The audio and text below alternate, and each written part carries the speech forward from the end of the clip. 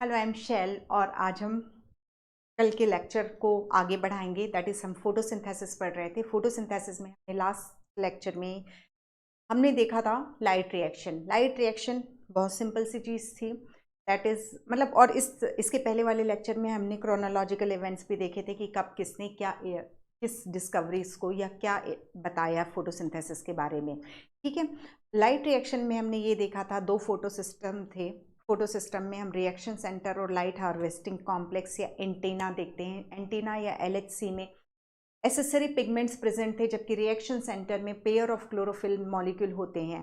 ठीक है, photo system 2 में P680, फोटो सिस्टम 1 में P700 मॉलिक्यूल प्रेजेंट था। क्लोरोफिल ए का P700 मॉलिक्यूल प्रेजेंट था और इलेक्ट्रॉन जो हैं वो P680 और P700 से ही एमिट होंगे। ठीक है, हमने ये देखा था कि रिएक्शन सेंटर से इलेक्ट्रॉन एमिट होते हैं, ग्राउंड स्टेट से एक्साइटेड स्टेट में जाते हैं तो प्राइमरी एक्सेप्टर, देन उसके बाद प्लास्टोक्यूनॉन। फोटो सिस्टम 2 से क्लोरोफिल ए से इलेक्ट्रॉन निकलेगा, प्राइमरी एक्सेप्टर में जाएगा, देन उसके बाद प्लास्टोक्यूनॉन में, देन साइटोक्रोम कॉम्प्लेक्स में, उसके बाद प्लास्टोसाइनिन में, फिर फोटो सिस्टम 1 के रिएक्शन सेंटर में पहुंचेगा। फिर यहाँ से फिर ये लाइट ऑब्जॉर्ब करके फिर एक्साइटेड स्टेट में जाएगा तो पहले आयरन सल्फर प्रोटीन जो कि प्राइमरी इलेक्ट्रॉन एक्सेप्टर है, देन फेरिडॉक्सिन में जाएगा और उसके बाद FNR जो है that is NADP reductase enzyme है, वो इससे इस इलेक्ट्रॉन को यूज करेगा NADP को रिड्यूस करने में। ठीक है, स्ट्रोमा में प्रोटॉन प्रेजेंट थे, वो प्रोटॉन ले लेगा, इलेक्ट्रॉन ट्रेवल करके आ रहा है, वो मिल गया तो NADPH का फॉर्मेशन हो गया स्ट्रोमा साइट पे। अब जो फोटो सिस्टम 2 की में इलेक्ट्रॉन डेफिशिएंसी हुई थी उसको फुलफिल करवाएंगे हम वाटर की स्प्लिटिंग से, जिसके लिए मैग्नीज क्लोराइड की रिक्वायरमेंट होती है। वाटर स्प्लिट होगा तो एक वाटर मॉलिक्यूल स्प्लिट होगा तो 2 प्रोटॉन्स 2 इलेक्ट्रॉन्स और हाफ O2 रिलीज होगा।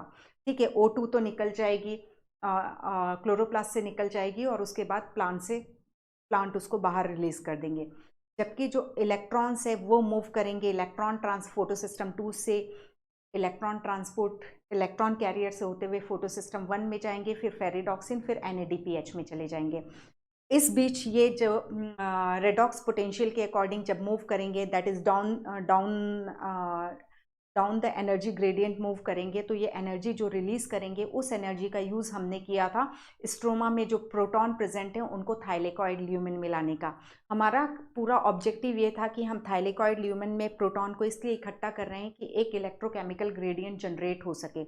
ल्यूमेन के अंदर हाई कॉन्सेंट्रेशन ऑफ प्रोटॉन्स हो जाएगा, हाइड्रोजन आयन हो जाएगा, जबकि स्ट्रोमा में कम होगा। तो हाई से लो की तरफ ये प्रोटॉन मूव करेंगे CF0 CF1 पार्टिकल से होते हुए, जो कि थाइलेकॉइड की मेम्ब्रेन में प्रेजेंट है और ये फैसिलिटेटेड डिफ्यूजन होगा। ये प्रोटॉन ग्रेडियंट के ब्रेकडाउन होने से एक एनर्जी रिलीज होगी जो ATP सिंथेसिस यूज हो जाएगी। तो हमने देखा लाइट रिएक्शन में हमने NADPH और ATP सिंथेसाइज करवाकर स्ट्रोमा में रिलीज किया है। ठीक है, अब स्ट्रोमा में रिलीज किया है तो अब इसके बाद जो होगी फोटोसिंथेसिस को हमने light reaction and dark reaction में डिवाइड किया था। लाइट रिएक्शन जो अभी मैंने पूरा डिस्क्राइब किया ये होती है ग्रेना में। अब जो पढ़ेंगे वो स्ट्रोमा का रोल है। तो हम डार्क रिएक्शन को केल्विन साइकिल भी कहते हैं, बायोकेमिकल पाथवे भी कहते हैं, जिसमें कार्बन डाइऑक्साइड का शुगर में रिडक्शन होगा। ठीक है, तो अब यहाँ पर हम पढ़ना शुरू करते हैं। लाइट रिएक्शन के प्रोडक्ट क्या क्या हैं देखो, ATP NADPH2 और O2। ठीक है, ये बाई प्रोडक्ट है जो कि रिलीज हो जाता है, क्लोरोप्लास्ट से बाहर निकल जाता है। बच्चे कौन, ATP और NADPH। ऑफ दिस ये यही बोल रहा है NADPH ATP एंड ये बोल रहा है कि ऑक्सीजन निकल गई, डिफ्यूज हो गई, और ATP और NADPH are used to drive the process leading to the synthesis of food that is sugar. Okay, this is the biosynthetic phase of photosynthesis. Then उसके बाद this process does not directly depend on, हाँ अब ये जो dark reaction हम पढ़ेंगे, just minute,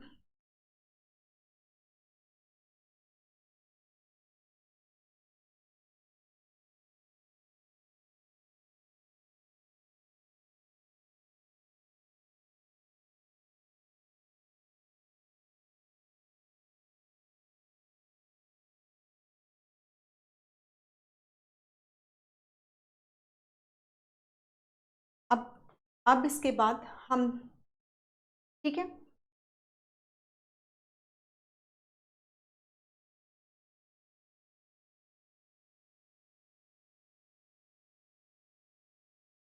इसमें और जब हम डार्क रिएक्शन की बात करते हैं तो डार्क रिएक्शन में हम क्लियरली देख रहे हैं कि लाइट का सीधा रोल नहीं है, लेकिन लाइट रिएक्शन के बने हुए प्रोडक्ट एटीपी और एनएडीपीएच का रोल है। तो ये लाइट इंडिपेंडेंट है, इसको डायरेक्ट डार्क रिएक्शन को लाइट की रिक्वायरमेंट नहीं है, लेकिन लाइट रिएक्शन में बने हुए प्रोडक्ट की रिक्वायरमेंट है। तो डार्क रिएक्शन का मतलब ये नहीं है कि light dark reaction that is ये अंधेरे में हमेशा होती रहेगी, ये तब तक होती रहेगी जब तक एनएडीपीएच और एटीपी अवेलेबल है। जहाँ क्लोरोप्लास्ट के स्ट्रोमा में एनएडीपीएच और एटीपी खत्म हुए, ये डार्क रिएक्शन जिसे हम केल्विन साइकिल भी कहते हैं, वो स्टॉप हो जाएगी। ठीक है। Immediately after light become unavailable, the biosynthetic process continue for some time. क्यों? क्योंकि उस समय ATP और NADPH अवेलेबल हैं। एंड देन स्टॉप, क्योंकि वो NADP और ATP कंज्यूम हो गए तो ये डार्क रिएक्शन स्टॉप हो जाएगी। If then light is made available, यदि हमने फिर से लाइट अवेलेबल करा दी तो लाइट रिएक्शन में हमें फिर से ATP और NADPH बना करके दे देंगे, जिससे कि फिर से केल्विन साइकिल स्टार्ट हो जाएगी। ओके। तो क्या हम कह सकते हैं कि डार्क रिएक्शन कहना सही है? तो डार्क रिएक्शन कहना सही नहीं है, क्योंकि ये पूरे डार्क में ऑपरेट नहीं होती रहती है, ये फाइनली इनडायरेक्टली डिपेंडेंट है लाइट रिएक्शन पे, उनके प्रोडक्ट पे। Okay. Then how the ATP and NADPH are used in the biosynthetic phase. COT is combined. हाँ, अब इसमें क्या होगा, अब जब डार्क रिएक्शन पढ़ते हैं तो डार्क रिएक्शन में हमें यही कराना है, कार्बन डाइऑक्साइड को शुगर में रिड्यूस कराना है। कार्बन डाइऑक्साइड के बाद पास कार्बन और ऑक्सीजन है, हाइड्रोजन नहीं है। ठीक है। ये हाइड्रोजन कहाँ से आ रहा है, कहाँ से मिलेगा हमें? That is splitting of water जो है वो प्रोवाइड करा रही है। हमने देखा था वाटर की स्प्लिटिंग हुई थी, तो वाटर की स्प्लिटिंग से इलेक्ट्रॉन और प्रोटॉन रिलीज हुए थे, तो ये इलेक्ट्रॉन ही यूज हुए थे कहाँ पर? NADP को रिड्यूस करने में। ठीक है। तो यहाँ पर ये प्रोसेस होगी। It was carbon dioxide is combined with H2O to produce sugar. ठीक है। It was of interest to scientists to find out how this reaction proceed. Carbon dioxide से शुगर का बनना किस तरीके से होता है, ये समझ में नहीं आ रहा था, इसके लिए काफ़ी टाइम लगा इसके पाथ को इलूसिडेट करने के लिए।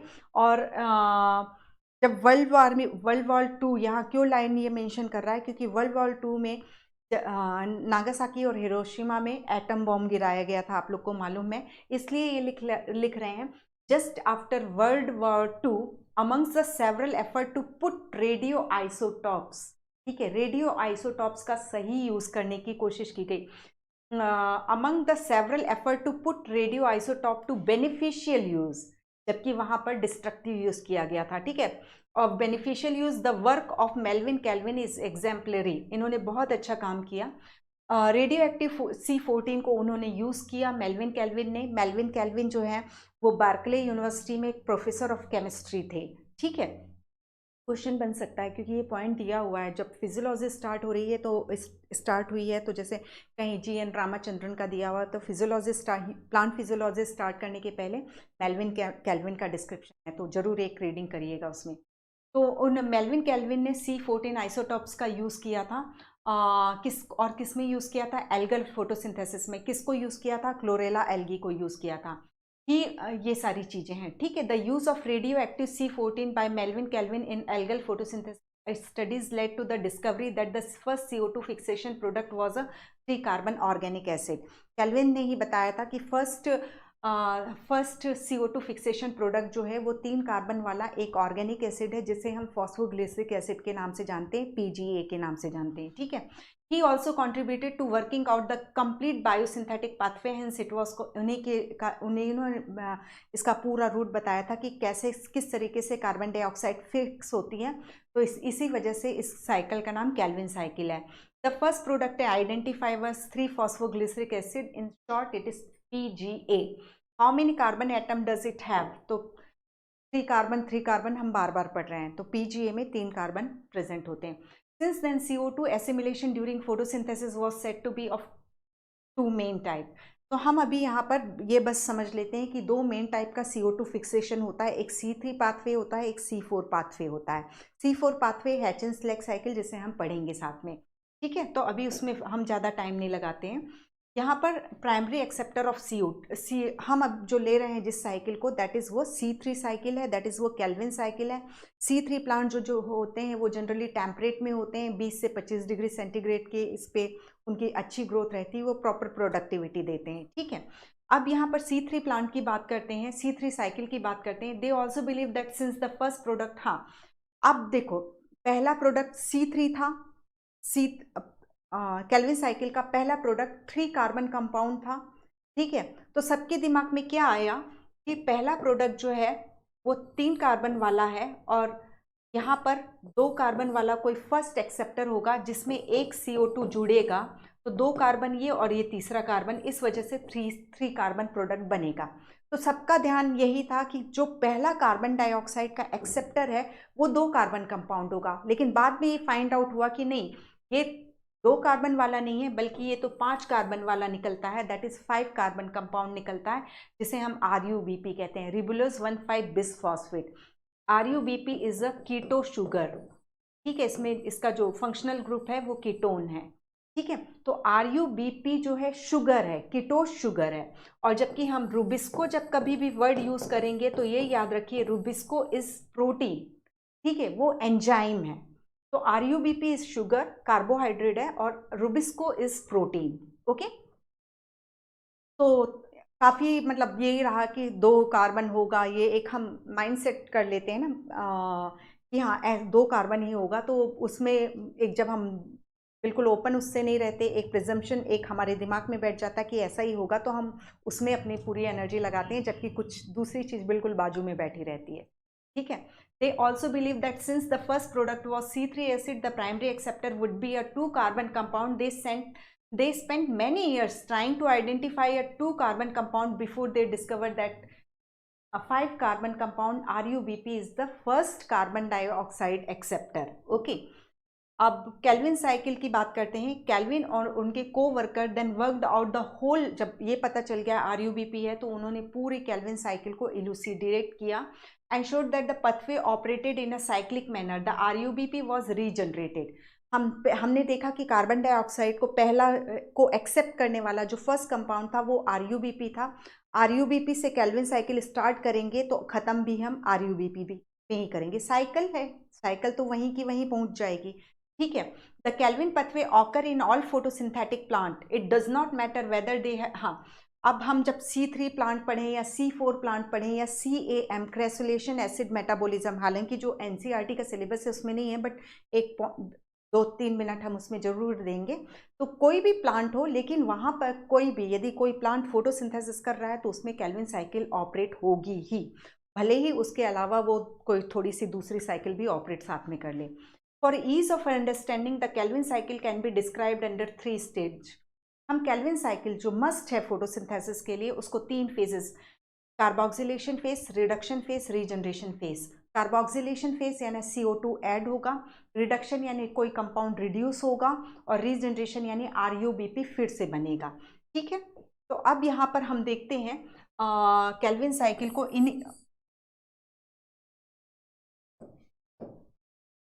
केल्विन साइकिल को हम यहीं पर देखते हैं। हम स्टार्ट करेंगे that is 3 molecule of RUBP से, रिबुलोस 1,5 बिसफॉस्फेट, फॉस्फेट कितने हैं, बिस बोल रहा है, दैट इज 2 हैं, ठीक है। तो यहाँ से हम इसमें ऐड करवाएंगे 3 मॉलिक्यूल CO2 के, ये 5 कार्बन कंपाउंड है, तो 3 मॉलिक्यूल ले रहे हैं तो टोटल कितने कार्बन हो जाएंगे, दैट इज 15 कार्बन हो जाएंगे। 3 RUBP मॉलिक्यूल में टोटल 15 कार्बन हो जाएंगे, एक मॉलिक्यूल में 5 है तो 15 हो गए, ठीक है। अब इससे हम 3 CO2 ऐड कराएंगे, और यही CO2 इसका जुड़ना जो हुआ ये क्या हो गया, कार्बन डाइऑक्साइड का ऐड होना हुआ, दैट इज कार्बोक्सिलेशन हो गया। तो एक इंटरमीडिएट कंपाउंड बनेगा 6 कार्बन का, वो जल्दी ही क्योंकि उसमें एनर्जी बैलेंस्ड नहीं होगी वो स्प्लिट हो जाएगा 3PGA, ये मॉलिक्यूल है 3 फॉस्फोग्लिसरिक एसिड, ठीक है। ये भी 3 कार्बन कंपाउंड है, तो यहाँ कितने हुए, 15 कार्बन यहाँ है और 3 कार्बन यहाँ वर्क है, टोटल 18 कार्बन है, तो 18 कार्बन है, तो 6 मॉलिक्यूल जो है 3PGA के बन गए, ठीक है। 6 × 3 18 कार्बन का हिसाब किताब बराबर है मैं क्यों ले रही हूँ 3, ये मैं आपको बताती हूँ थोड़ी देर में। तो इतनी फेज जो हो गई, this is called carboxylation phase. Okay, अब इसके बाद जो होगी रिडक्शन फेज। तो रिडक्शन फेज में हमने क्या बना कर के लिए हमने क्या बना के रखा था, NADPH को बना के रखा था। तो यहाँ पर हम NADPH 6 मॉलिक्यूल जो है, 6 मॉलिक्यूल है, हर एक मॉलिक्यूल के लिए एक NADPH लगेगा। ठीक है, तो 6 NADPH हमने यूज किया। तो ये और इसके पहले ये रिडक्शन फेज में ही, इसको मत मैं मिटाऊंगी तो पूरा जाएगा, इसलिए मैं यहाँ पे लिख रही हूँ 6 ATP। तो हमने फिर ये जो 3 PGA है उसको कन्वर्ट कर देंगे हम 1,3 PGA, यानी 2 फॉस्फेट ग्रुप आ गए। ठीक है, इसके बाद हम इसको रिड्यूस कराएंगे 6 NADPH। क्लियर? ठीक है, एक कितने मॉलिक्यूल थे, 6 मॉलिक्यूल। तो 6 मॉलिक्यूल यहाँ पे भी रहेंगे। अभी हम कहीं पे भी किसी को कुछ डिस्टर्ब नहीं कर रहे हैं, बस हमने उसमें एक और फॉस्फेट जोड़ दिया। तो हमने 6 ATP यूज कर लिया यहाँ पर। ठीक है, 3 मॉलिक्यूल लिया है, 6 मॉलिक्यूल हम टोटल फोटोसिंथेसिस की इक्वेशन में लिखते हैं, हमने 3 यूज किया है। ठीक है, अब यहाँ पर क्या कितने यूज हो गए, आप हिसाब किताब करते चाहिए बराबर से। 6 ATP हमने यूज कर लिया और हम एक्चुअली 18 ATP पूरी साइकिल में यूज करेंगे। तो अभी हमने 6 यूज कर लिया, 12 अभी बचे हुए हैं। ठीक है, 3 CO2 में यूज किया हमने। हाँ, अब इसके बाद हमने 6 NADPH2 को यूज किया और 6 NADP ऑक्सीडाइज फॉर्म में निकाल दिया। तो ये जो 1,3-PGA है वो ग्लिसरल्डिहाइड 3 फॉस्फेट में चेंज हो गया। ओके, अब ये ग्लिसरल्डी 3 कितने मॉलिक्यूल है, 6 मॉलिक्यूल हैं। ठीक है, 6 मॉलिक्यूल हैं। तो 6 मॉलिक्यूल में यहाँ से हम 5 मॉलिक्यूल को तो अपने पास ही रखेंगे, कहीं नहीं जाने देंगे। एक मॉलिक्यूल को हम निकाल देंगे केल्विन साइकिल से बाहर। तो एक्चुअली केल्विन साइकिल में कहीं ग्लूकोज नहीं बनती है। केल्विन साइकिल में जो बना है ग्लिसरल्डिहाइड 3 फॉस्फेट बना है। अब ये 6 मॉलिक्यूल हैं, उनमें से एक मॉलिक्यूल को निकाल दिया मैंने अभी। ठीक है, अब ये जो इसके बाद 6 मॉलिक्यूल हैं, तो उसके बाद बचे कितने हमारे पास, G3P कितने बचे, 5 मॉलिक्यूल बचे। ओके, 5 मॉलिक्यूल G3P के हैं, दैट इज ग्लिसरल्डिहाइड 3 फॉस्फेट के हैं। ठीक है, तो ये ग्लिसरल्डिहाइड 3 फॉस्फेट 5 मॉलिक्यूल हैं और G3P 3 कार्बन कंपाउंड है। कितना कार्बन इसमें, 3। तो टोटल कितने मॉलिक्यूल हो गए, 5 3 15 मॉलिक्यूल हैं। अब ये यहां से हम इसको रीजनरेशन फेज स्टार्ट करवाएंगे। ठीक है, रीजनरेशन फेज स्टार्ट कराएंगे। एक चीज और यहाँ पर, ठीक है, रीजनरेशन फेज और एक चीज और यहाँ पे जब ये रिडक्शन हो रहा है तो यहाँ से H3PO4 निकल जाएगा। हमने क्या बोला, ये 1,3-PGA फॉस्फोग्लिसरिक एसिड। तो 2 जगह फॉस्फेट था, एक H3PO4 निकल गया। तो और ये NADPH ने 1,3-PGA को रिड्यूस किया। इस प्रोसेस में मतलब फॉस्फेटेस PO4 निकल गया। तो अब ये हो गया, सिर्फ कार्बन नंबर 3 पर फॉस्फेट है, एक वाला जो है कार्बन नंबर 1 पर जो फॉस्फेट था वो ये निकल के चला जा रहा है H3PO4। ठीक है, और 6 NADPH ने रिड्यूस किया। तो ये बाई-PGA जो है ये ग्लिसरल्डिहाइड 3 फॉस्फेट में रिड्यूस हो गया। अब 6 मॉलिक्यूल थे, उसमें से एक को मैंने बाहर निकाल दिया केल्विन साइकिल से, 5 को मैंने इंटैक्ट रखा है। ठीक है, ये 5 जो है G3P, ये 5 G3P अब रीजनरेशन फेज में यूज होंगे। रीजनरेशन फेज यानी हम इससे फिर से RUBP को प्रोड्यूस करेंगे। तो यहां पर क्या होगा, अब देखो RUBP में 2 जगह पर फॉस्फेट है, बिसफॉस्फेट हम बोलते हैं। अब यहाँ तो G3P पे एक जगह फॉस्फेट है। तो फिर हम क्या करेंगे, यहाँ पर ATP दैट इज फॉस्फोराइलेशन करेंगे, जो हमने बना करके रखा था। तो यहाँ फिर से जो है ATP यूटिलाइज हो जाएगा।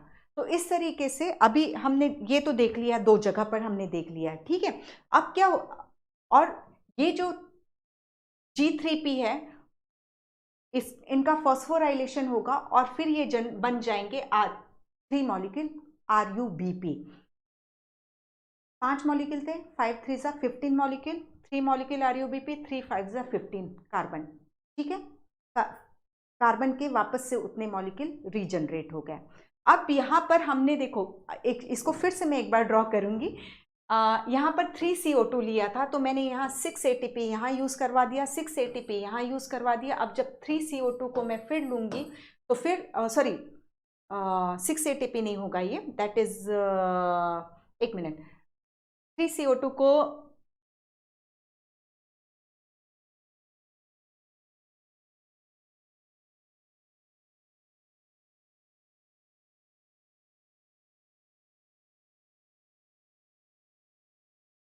ठीक है। तो हम अब केल्विन साइकिल स्टार्ट करते हैं। केल्विन साइकिल को हमने देखा कि 3 फेजेस, केल्विन साइकिल में 3 फेजेस हमने देख लिए।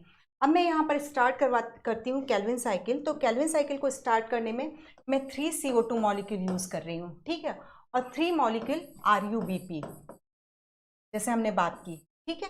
तो ये 3 RuBp जो है, इसमें BP यानी bis phosphate, ribulose bis phosphate, यानी 2 फॉस्फेट प्रेजेंट है यहाँ पर। और ये कितने कार्बन का कंपाउंड है? 5 कार्बन कंपाउंड है, ठीक है। तो 5 कार्बन का एक RuBp में 5 कार्बन प्रेजेंट है, तो 3 मॉलिक्यूल में 15 कार्बन प्रेजेंट हो गए, ठीक है। इसमें मैंने 3 कार्बन और जोड़ दिए जो 3 CO2 मॉलिक्यूल ले रहे हैं। तो ये पहले एक इंटरमीडिएट प्रोडक्ट बनाएंगे, ठीक है, जो अनस्टेबल होगा। तो यहाँ इस मतलब ये 6 कार्बन का इंटरमीडिएट प्रोडक्ट बना 3 मॉलिक्यूल। ये जल्दी ही स्प्लिट होकर के ये बना लेगा, that is 3PGA, that is हम इसको बोलते हैं 3 फॉस्फोग्लिसरिक एसिड, ठीक है। तो यहाँ पर कितने टोटल 18 कार्बन वाला 3 मॉलिक्यूल में 18 कार्बन थे, एक मॉलिक्यूल में 6 कार्बन, हमने तो टोटल 3 मॉलिक्यूल बनवाए हैं इंटरमीडिएट के। तो 18 कार्बन वाले 3 18 कार्बन टोटल थे, तो उसको हमने 6 मॉलिक्यूल हमने 3PGA के बना दिए। अब इस ठीक है, इतना फेज जो है ये 3PGA का बनना, ये कार्बोक्सिलेशन फेज है, ओके। अब हम क्या करेंगे इसमें, अब इसके बाद जो फेज स्टार्ट होगी वो होती है रिडक्शन फेज। रिडक्शन फेज में हम क्या करेंगे, इसका पहले हम ATP यूज़ करेंगे और ये ADP। तो ATP क्यों यूज़ किए कि ये फॉस्फेट आ जाए, तो ये किस में कन्वर्ट हो जाएगा 1,3,5-PGA, ठीक है। ये समझो 2 फॉस्फेट आ गए, इसमें एक कार्बन नंबर 3 पर ही फॉस्फेट था, यहाँ पर कार्बन नंबर 1 और कार्बन नंबर 3 दोनों ही carbon, total phosphoglyceric acid 3 carbon compound है, तो उसके carbon number 1 and carbon number 3 पर आ गया। तो ये जो ATP ने फॉस्फोराइलेशन किया वो कार्बन नंबर 1 पर फॉस्फेट जोड़ दिया। कितने मॉलिक्यूल थे? 6 मॉलिक्यूल, ठीक है। अब इसका यहाँ पर जो हमने स्ट्रोमा में NADPH बना करके रखा है वो इसको रिड्यूस करेगा, ठीक है। तो ये NADP में कन्वर्ट हो गया। तो इस जब ये कन्वर्शन होता है तो साथ में इसमें H3PO4 भी निकल जाता है, एक फॉस्फेट फिर से निकल जाता है, ये जो जहां अभी जोड़ा था ये वापस से निकल जाएगा, ये बन जाएगा ग्लिसरल्डिहाइड 3 फॉस्फेट। कितने मॉलिक्यूल बनेंगे? 6 मॉलिक्यूल चलते आ रहे हैं, ठीक है। 3 कार्बन वाला PGA भी है, 3 कार्बन वाला ग्लिसरल्डिहाइड 3 फॉस्फेट है, तो 6 मॉलिक्यूल बने। 6 मॉलिक्यूल में मैं इनको डिवाइड कर दूंगी 5+1 में। एक को मैंने केल्विन साइकिल से बाहर करवा दिया, ठीक है। हम केल्विन साइकिल इसीलिए ऑपरेट कर रहे हैं ना कि हमें कार्बोहाइड्रेट या ग्लूकोज, सुक्रोज, स्टार्च ये सब मिल सके। तो एक्चुअली केल्विन साइकिल में कहीं पे भी ग्लूकोज का बनना नहीं होता है। केल्विन साइकिल हम ये पढ़ते आ रहे हैं, हम अभी पहुंचे हैं ग्लिसरल्डिहाइड 3 फॉस्फेट के, हमने 6 मॉलिक्यूल बनाए, ठीक है। 6 मॉलिक्यूल्स में हमने एक बाहर निकाल दिए, 5 मॉलिक्यूल हमारे पास हैं। अब ये 5 मॉलिक्यूल जो हैं, ठीक है, ये जो एक मॉलिक्यूल अभी हम यहाँ रखते हैं, ठीक है। अब ये जो 5 मॉलिक्यूल हैं, इसके जो मतलब 5 मॉलिक्यूल, दैट इज हर एक मॉलिक्यूल में 3 कार्बन, दैट इज हमारे पास 5 मॉलिक्यूल यदि हम G3P के ले रहे हैं तो हमारे पास 15 कार्बन है, ठीक है। तो अब यहाँ पर हम क्या करेंगे, ये पहले ये कन्वर्ट होगा रिबुलोज RuMP, रिबुलोज मोनोफॉस्फेट में, ठीक है। तो इसके कितने मॉलिक्यूल बनेंगे? 3 मॉलिक्यूल बन जाएंगे, क्योंकि एक RuBp में हमने देखा था कितना है, 5 कार्बन है, ओके। अब 3 मॉलिक्यूल बन गए। अब हम फिर से ATP जो हमने बना करके रखी हुई थी ATP वो यूज़ करेंगे, और ये ADP निकला, तो यहाँ पर मोनोफॉस्फेट है, यहाँ पर ये बाईफॉस्फेट हो गया, ठीक है। तो इस तरीके से काम होता है। अभी हमने कितने कार्बन डाइऑक्साइड यूज़ किए? ओनली 3, ठीक है, अभी हमारे पास जो हम फोटोसिंथेसिस के लिए इक्वेशन लिखते हैं जिसमें 6CO2 plus 12H2O plus light energy और C6H12O6 लिखते हैं, तो हमने सिर्फ 3 को ही यूज़ किया है। ओके, तो एक बार फिर से हम देखते हैं क्या किया हमने। 3 मॉलिक्यूल RuBp के लिए, RuBp 5 कार्बन कंपाउंड है और कार्बन डाइऑक्साइड का 3 मॉलिक्यूल लिया, इन दोनों के बीच रिएक्शन हुई तो एक इंटरमीडिएट कंपाउंड बना जो अनस्टेबल था, वो स्प्लिट हो गया 3PGA। PGA ये भी कितना कार्बन कंपाउंड है, 3 कार्बन कंपाउंड है।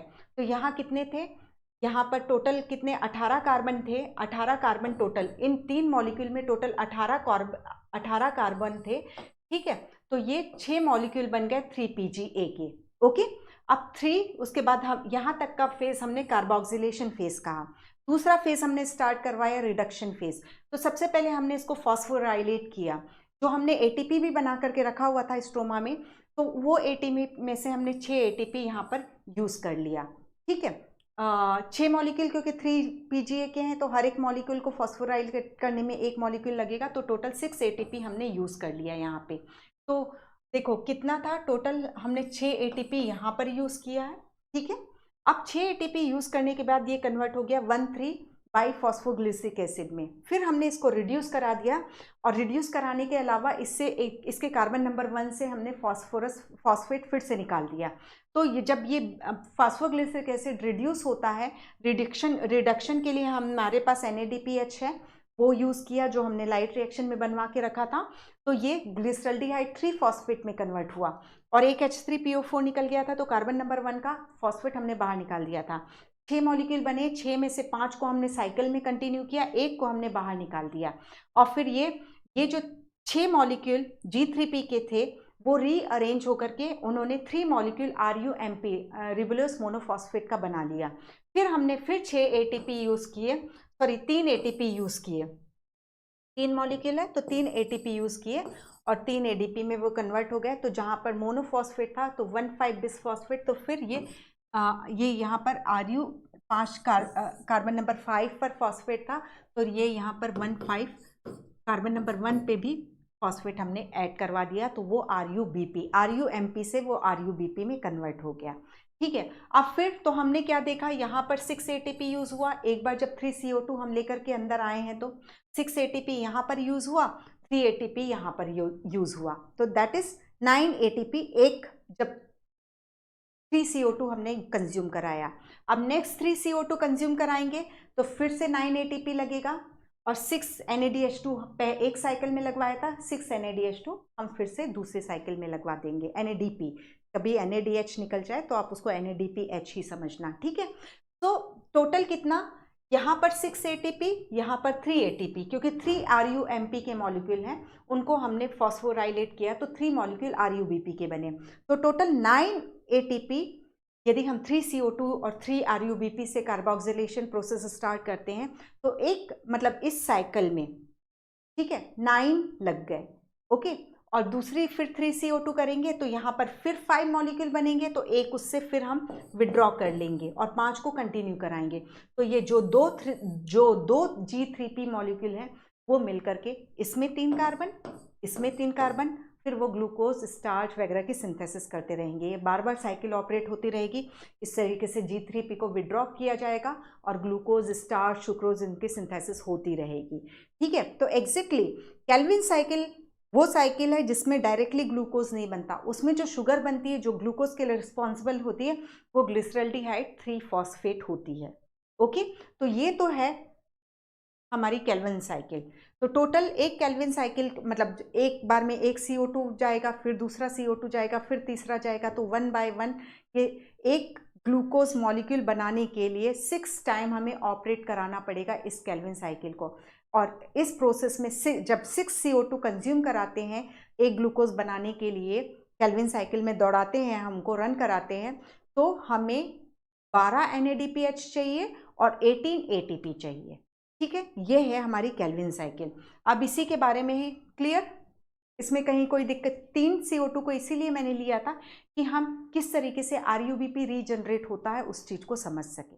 अदरवाइज ये 1 RuBP 1 CO2, 1 RuBP 1 CO2, इस तरीके से हम जनरली पढ़ते हैं। ठीक है, देन कार्बोक्सिलेशन का मतलब मालूम है कि कार्बन डाइऑक्साइड ऐड होगी। Carboxylation is the fixation of CO2 into stable organic intermediate. ठीक है, ये स्टेबल ऑर्गेनिक इंटरमीडिएट, स्टेबल कौन था? पहले तो सबसे पहले 6 कार्बन वाला इंटरमीडिएट बना जो स्प्लिट होकर के 3 PGA बनाया। तो 3 PGA फर्स्ट स्टेबल इंटरमीडिएट था केल्विन साइकिल का। Carboxylation is the most crucial step of the Calvin cycle where CO2 is utilized for the carboxylation of, किसका कार्बोक्सिलेशन करवा रहे हैं हम? RUBP का। और एक चीज है मोस्ट क्रूशियल स्टेप RUBP। हाँ, अब एक चीज जो रुबिस्को हमने पढ़ा, ठीक है, रुबिस्को, ठीक है, तो ये जो CO2 को RUBP से जोड़ने वाला जो एंजाइम है वो होता है रुबिस्को। ठीक है, तो यहाँ पर रुबिस्को एंजाइम है रिबुलोज बिसफॉस्फेट कार्बोक्सिलेज, और एक्चुअली ये ऑक्सीजन कार्बन डाइऑक्साइड के साथ जुड़ने के अलावा ये ऑक्सीजन के साथ भी जुड़ जाता है, इसलिए यहाँ पे O भी लगा हुआ है। दैट इज ये कार्बोक्सिलेज एक्टिविटी भी शो करता है और साथ में ऑक्सीजनेस एक्टिविटी भी शो करता है, इसलिए CO। और ये मोस्ट अबेंडेंट प्रोटीन है एंटायर अर्थ में। ठीक है, सबसे ज़्यादा प्रोटीन। जबकि फिर हम कोलाजन को पढ़ते हैं एनिमल किंगडम का। यदि एनिमल और प्लांट किंगडम दोनों का मिलाते हैं तो Rubisco is the most, Rubisco जो है मोस्ट अबंडेंट प्रोटीन है, और अलोन एनिमल वर्ल्ड का बोलते हैं तब कोलाजन होता है। ओके, तो रुबिस्को के बारे में हमने देखा। Carboxylation is the most crucial step of the Calvin cycle where CO2 is utilize for the, CO2 का किसको कार्बोक्सिलेट कर रही है? RUBP को, in the presence of enzyme rubisco. Okay, this reaction is catalyzed by the enzyme RUBP carboxylase which result in the formation of 2 molecule of 3 PGA. Since this enzyme also has oxygenation activity, that is ये enzyme, ये protein अपने से oxygen को भी add कर लेता है, इसलिए हम यहाँ पर ये O लिख रहे हैं। ठीक है, देन फिर सेकेंड फेज हमने देखी थी रिडक्शन, जो 3 PGA बना, उसमें ATP हमने उसको ऐड करवाया था और उसको 1,3-BiPGA में कन्वर्ट किया। फिर NADPH ने उसको रिड्यूस किया, और इसी बीच में डीफॉस्फोराइलेशन भी हुआ, मतलब फॉस्फेट कार्बन नंबर 1 का फॉस्फेट निकल के चला गया था और वो कन्वर्ट हो गया, रिड्यूस हो गया ग्लिसरल्डिहाइड 3-फॉस्फेट में। यही चीज को बोल रहा है, the step involve utilization of 2 molecule of ATP for phosphorylation and 2 NADPH2 for reduction per CO2 molecule fixed. The fixation of 6 molecule of CO2 and 6 turn of Calvin cycle are required for the formation of 1 molecule of glucose from this pathway. Regeneration of the CO2 acceptor molecule RUBP is crucial if the cycle is to continue uninterrupted. बार बार ये photosynthesis के Calvin cycle operate होते जाए तो CO2 को accept करने के लिए RUBP को हमें रीजनरेट कराना पड़ेगा, और हम सब समझ चुके हैं कि कैसे रीजनरेट हुआ था। Regeneration step require 1 ATP for phosphorylation from RUMP to RUBP. Okay. Hence, for every CO2 molecule entering the Calvin cycle, एक CO2 मॉलिक्यूल के लिए हम 3 ATP लेते हैं, तो 6 के लिए कितना हो गया? 18 ATP लेंगे, और एक CO2 के लिए हम 2 NADPH लेते हैं, तो 6 CO2 हम एंटर कराते हैं, तो 6 × 2 दैट इज 12 NADPH हमें चाहिए। एक ग्लूकोज मॉलिक्यूल बनाने के लिए हमें 12 NADPH और 18 ATP मॉलिक्यूल चाहिए। वो हम देख चुके हैं कहाँ किस तरीके से यूज हुआ। Okay, then the Calvin cycle, अब ये इसी चीज को है, हम बार देख चुके हैं, फिर भी देख लो आप। रिबुलोस 1,5 बिसफॉस्फेट से हमने साइकिल स्टार्ट की, ठीक है, और एटमॉस्फेयर से CO2 मिली, कार्बोक्सिलेशन हुआ, 3-फॉस्फोग्लिसरेट बना। यहाँ पर रिडक्शन में NADPH भी इन्वॉल्व किया है और ATP भी इन्वॉल्व किया है, तो ट्रायोस फॉस्फेट इज नथिंग बल्कि ग्लिसरल्डिहाइड 3-फॉस्फेट है। ठीक है, और इस 6 बनाया था हमने 3 का यूज करके, तो 1 को निकाल दिया था। फिर हमने रीजनरेशन करवाया, तो रीजनरेशन में हमने RUMP को RUBP में कन्वर्ट करने के लिए ATP यूज करवाई थी। 3 मॉलिक्यूल इसके बनाए थे, और तो 3 ATP यूज करके हमने ये रीजनरेट करवाया था। हम अच्छे से समझ चुके हैं, ठीक है। तो हाँ, अब यहाँ पर एक चीज ये है, रिडक्शन फेज में ATP यूज हुआ, रीजनरेशन फेज में ATP यूज हुआ। कार्बन डाइऑक्साइड कार्बोक्सिलेशन प्रोसेस में यूज हुआ।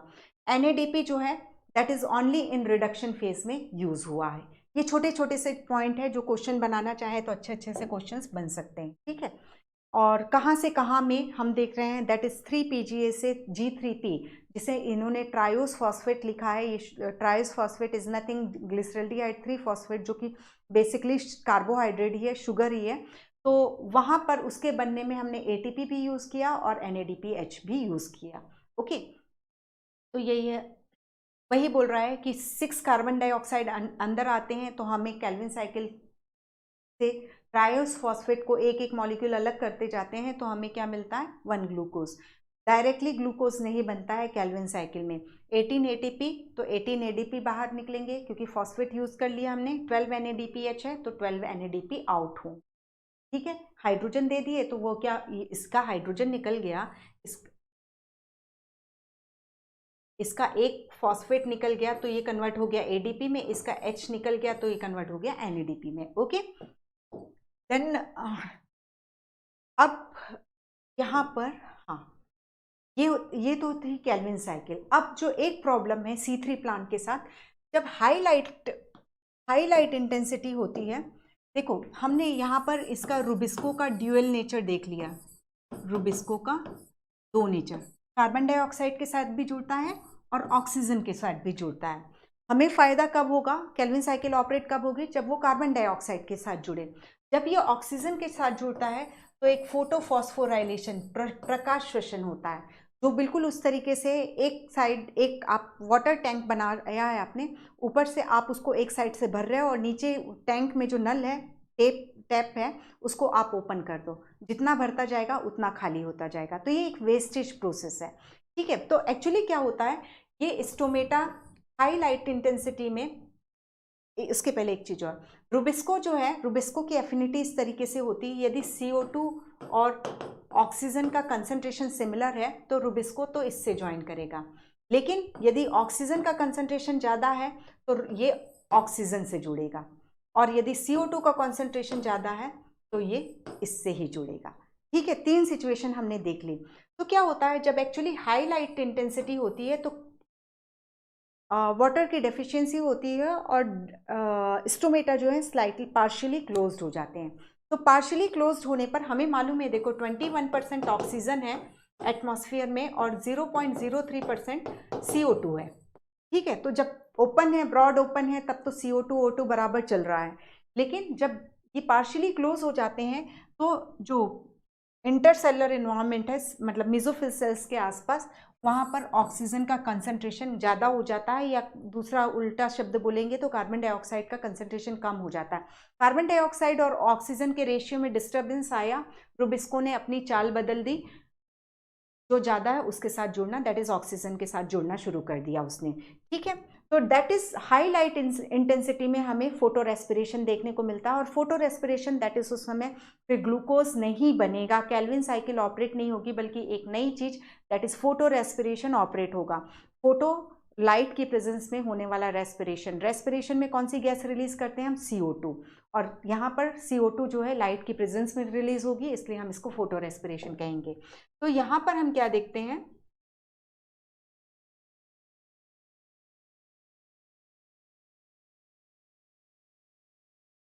तो जब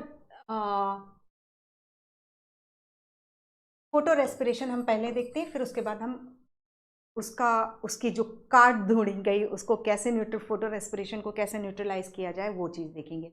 तो फोटो रेस्पिरेशन हमें C3 प्लांट में देखने को मिलता है। C3 प्लांट क्या है, जिनमें हमने देखा कि 3 फॉस्फोग्लिसरिक एसिड बन रहा था। पहला स्टेबल प्रोडक्ट जो है केल्विन साइकिल का 3 फॉस्फोग्लिसरिक एसिड बना था, तो उसमें 3 कार्बन थे, इसलिए हम इन्हें C3 साइकिल कहते हैं, ठीक है। तो यहाँ पर क्या हुआ, ये जो RuBP है, RuBP किसके साथ जुड़ गया, यहाँ पर ऑक्सीजन के साथ जुड़ गया। तो जब ये ऑक्सीजन के साथ जुड़ता है तो ये 2 फॉस्फोग्लाइकोलिक एसिड बनाता है, ठीक है, ग्लिसरिक नहीं, 2 फॉस्फोग्लाइकोलिक एसिड बनाता है, और एक मॉलिक्यूल 3PGA का बनाता है, ठीक है। तो ये जो 2PGA का बना, ये इसमें पहले फॉस्फेट रिलीज हो जाएगा और ये ग्लाइकोलिक एसिड में, क्लोरोप्लास्ट में ही ग्लाइकोलिक एसिड में कन्वर्ट हो गया। अब फोटो रेस्पिरेशन तो स्टार्ट कहाँ से हुआ? क्लोरोप्लास्ट से हुआ कि रूबिस्को ने अपनी चाल बदल दी, वो ऑक्सीजन ज़्यादा है तो ऑक्सीजन के साथ जुड़ गया। ठीक है, अब इसके बाद यहाँ पर केवल क्लोरोप्लास्ट इन्वॉल्व नहीं है, यहाँ इसके बाद जो इन्वॉल्व है नेक्स्ट सेल ऑर्गेनेल, एक ये पूरी सेल है, ये बोर्ड को एक सेल मानो और ये सब सेल के अंदर ये सारे ऑर्गेनेल प्रेजेंट हैं। तो नेक्स्ट ऑर्गेनेल है पेरोक्सिसोम। ये ग्लाइकोलिक एसिड ट्रांसफर कर दिया जाएगा कहाँ पर? पेरोक्सिसोम में। अब ये ग्लाइकोलिक एसिड जो है यहाँ पर इससे ऑक्सीजन ऐड हो जाएगी, तो ये क्वेश्चन बनता है, यहाँ फिर ऑक्सीजन ऐड हो जाती है और ग्लाइकोलेट ऑक्सीडेज एंजाइम, ये जब मैं आपके सर लोगों को पढ़ाती थी तब मतलब फोटो रेस्पिरेशन हम बहुत डिटेल में पढ़ते थे, CM साइकिल हम बहुत डिटेल में पढ़ते थे। ठीक है, मतलब स्पेसिफाइड ही था, वो सिलेबस में ही था। जैसे यहाँ तो NCERT ने बहुत शॉर्ट में देकर के काम खत्म किया है। तो ये ग्लाइकोलेट ऑक्सीडेज कहाँ होता है? दैट इज पेरोक्सिसोम में होता है। ठीक है, तो ये ग्लाइकोलिक एसिड जो है ये कन्वर्ट है, इसका ऑक्सीडेशन होता है और ये ग्लाइऑक्जेलिक एसिड बना लेता है। ठीक है, और फिर इसी से ये ग्लाइसिन का फॉर्मेशन होता है। ग्लाइसिन मतलब ग्लाइऑक्जेलिक एसिड ग्लूटामिक एसिड के साथ रिएक्ट करता है और ग्लाइऑक्जेलिक एसिड का फॉर्मेशन होता है। फिर ये अगेन ग्लाइकोलिक, देखो हमने क्या किया, 2P फॉस्फोग्लाइकोलिक एसिड बना, उसका फॉस्फेट रिमूव कर दिया तो ये ग्लाइकोलिक एसिड हुआ। ग्लाइकोलिक एसिड को मैंने भेज दिया पेरोक्सिसोम में, पेरोक्सिसोम में उसका ऑक्सीडेशन हुआ, ग्लाइकोलेट ऑक्सीडेज यहाँ पर एंजाइम होगा पेरोक्सिसोम में।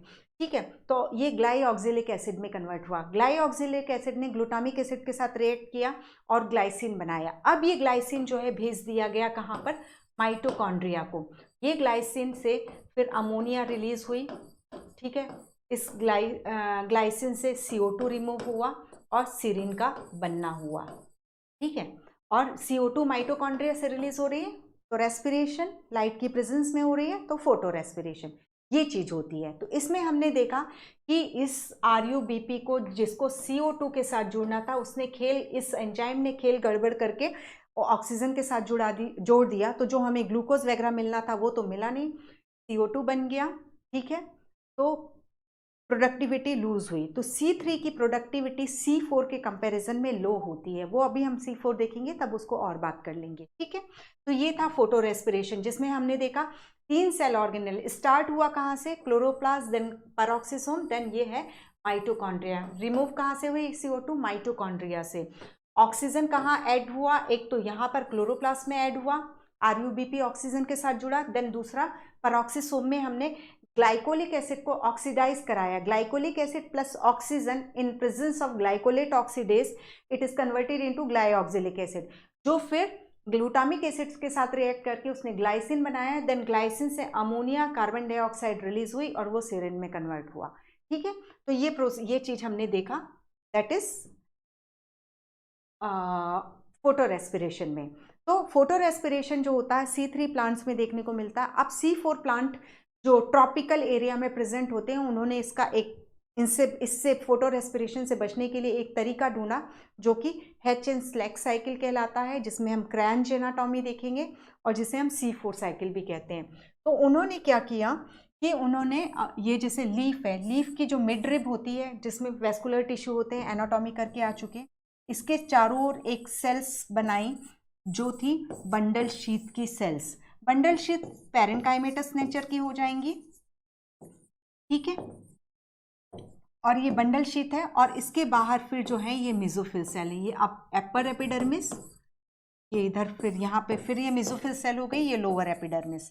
ठीक है, तो अब यहाँ पर ये इस तरीके की स्ट्रक्चर है। तो क्रेंच एनाटॉमी जो वर्ड यूज करते हैं उसमें जो वेन्स होती हैं उसके चारों ओर बंडल शीथ सेल होती हैं, इनमें इंटरसेलर स्पेस नहीं होता है। ठीक है, और उनके बाहर की तरफ मेसोफिल सेल होती हैं। ठीक है, मेसोफिल सेल जो है लाइट रिएक्शन परफॉर्म करेंगी, बंडल शीथ सेल का काम हो जाएगा कैल्विन साइकिल परफॉर्म करना। अब इसको हम थोड़ा नहीं पूरा डिटेल में देखते हैं।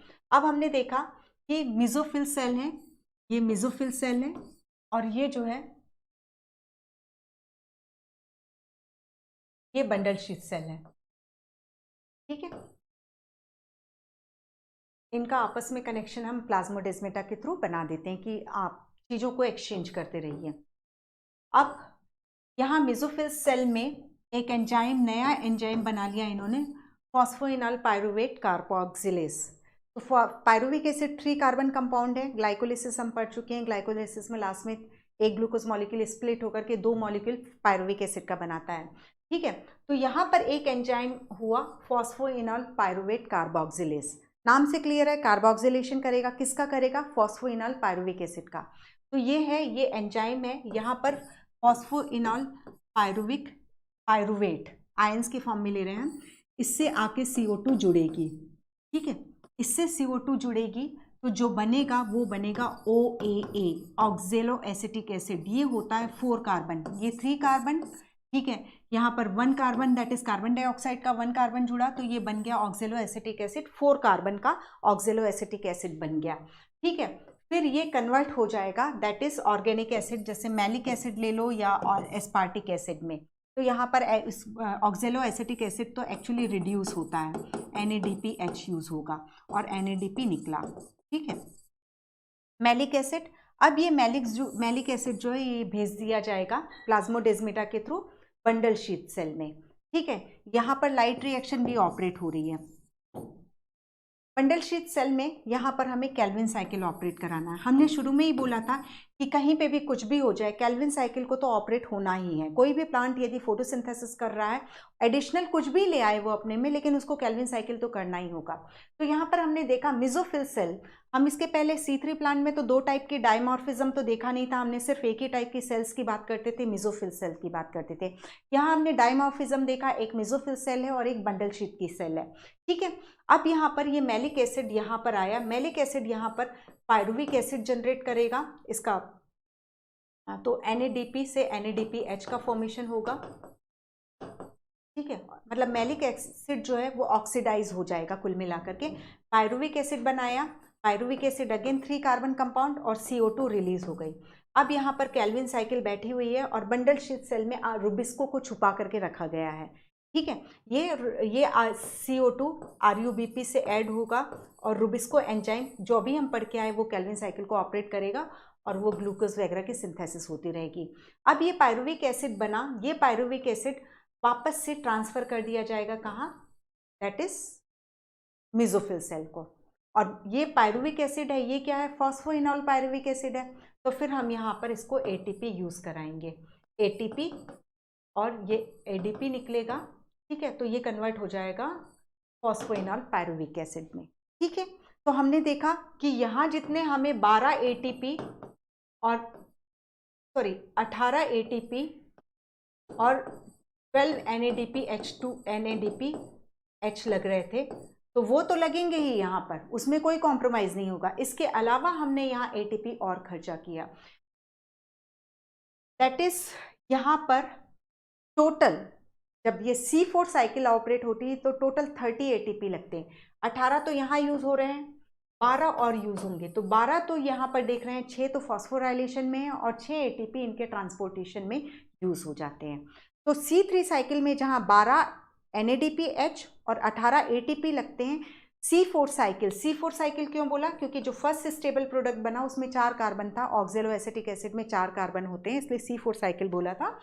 तो यहाँ पर हमें 12 ATP ज़्यादा खर्चा करना पड़ता है और इसका फ़ायदा हमें क्या होता है कि ये प्लांट जो है फोटो रेस्पिरेशन नहीं करेंगे, क्योंकि क्या किया हमने, यहाँ पर एपिडर्मिस है, ठीक है, एपिडर्मिस के साथ में यहीं पर हम रुबिस्को को रख देते तो वो ऑक्सीजन से ऐड होता, हमने इसको अंदर छिपा करके रख दिया, ठीक है। ये हमारी अब ये जो हाथ मेरा मूव हो रहा है ये लोअर एपिडर्मिस है, ये अपर एपिडर्मिस है और इसके सेंटर से मिड रिब पास होगी, वहाँ के उसके आसपास बंडल शीथ सेल को छुपा करके रखा और बंडल शीथ सेल में हमने रुबिस्को को छिपा के रखा है। तो रुबिस्को डायरेक्टली एक्सपोज ही नहीं हो पाता ऑक्सीजन के कि वो अपने से ऑक्सीजन को जोड़े। तो इस तरीके से एनर्जी कंज्यूम करके हम फोटो रेस्पिरेशन को रोकते हैं C4 प्लांट्स में, ओके। तो और ये इनके इसमें ये है कि जैसे स्टोमेटा क्लोज भी मतलब पार्शियली क्लोज हो रहे हैं और ऑक्सीजन का कॉन्सेंट्रेशन ज़्यादा हो रहा है, बट वो फॉस्फोइनॉल पायरुविक एसिड तो पक्का है कि जो अपने से जोड़ूंगा तो कार्बन डाइऑक्साइड को ही जोड़ूंगा, चाहे ऑक्सीजन 1000 मॉलिक्यूल हो जाए और एक CO2 मॉलिक्यूल हो जाए, तो PP कार्बोक्सिलेज जो है फॉस्फोइनॉल पायरुवेट कार्बोक्सिलेज वो 100 को इग्नोर करेगा, सिर्फ अपने स्पेसिफिक CO2 सबस्ट्रेट को ही अटैच करेगा। तो इस वजह से जो C4 प्लांट है, क्योंकि उन्होंने उसको बंडल शीट में छुपा करके रुबिस्को को रख दिया है, ऑक्सीजन आने ही नहीं देते हैं और इस तरीके से ऑक्सीजन को कार्बन डाइऑक्साइड को in the form of maleic acid transport करते हैं और बंडल शीट सेल में भेजते हैं और वहाँ पर उसको डीकार्बोक्सिलेट करा करके कार्बन डाइऑक्साइड रिलीज करा करके केल्विन साइकिल में भेज देते हैं। ठीक है, तो यदि आपको किसी चीज़ से मतलब प्रोटेक्ट होना है तो कुछ तो खर्चा करना पड़ेगा, तो यहाँ ये एडिशनली 12 ATP खर्च कर देते हैं। ठीक है, और फोटो रेस्पिरेशन से बच जाते हैं। तो यही चीज़ें हैं। अब क्लियर, इजी है बिल्कुल। ठीक है,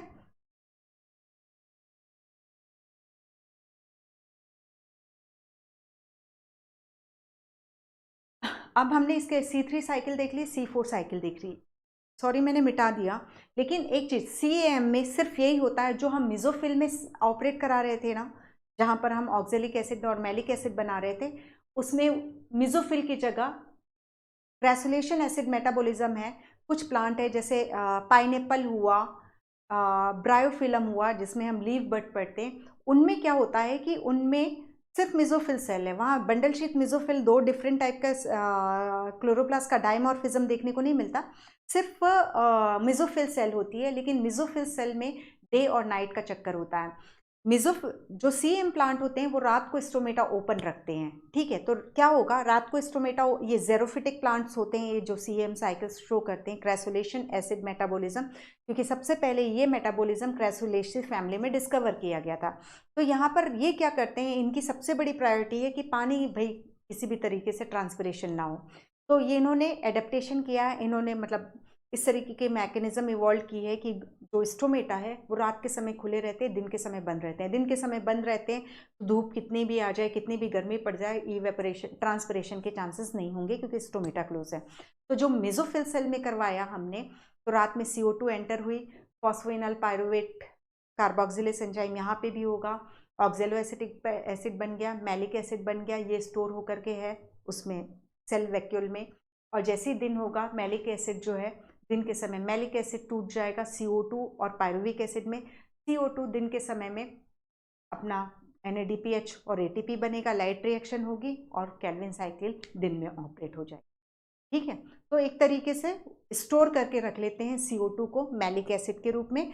दिन होता है तो मैलिक एसिड को तोड़ करके पायरुविक एसिड और CO2 बना देते हैं। और दिन के समय इसलिए जरूरी है, देखो लाइट तो स्टोमेटा के थ्रू नहीं आती, लाइट तो अपने आप आ जाएगी, सरफेस पर पड़ेगी, क्लोरोफिल एक्साइट होंगे, नॉन साइक्लिक फोटोफॉस्फोराइलेशन या Z स्कीम ऑपरेट होगी, ATP NADPH बन जाएगा और जो मैलिक एसिड ने CO2 रिलीज किया उसको वो ग्लूकोज में, मतलब उससे वो केल्विन साइकिल को ऑपरेट करा लेंगे। ठीक है, तो वो था crassulacean acid metabolism. Plant that are adapted to, अब जो C4 साइकिल है वो ट्रॉपिकल रीजन में जो एडेप्टेड है उनमें देखने को मिलता है, जैसे मेज and sugar cane. C3 plant में आप याद रखिए, वीट, राइस, सोयाबीन जो है वो C3 प्लांट है, इन 3 को याद रखिए।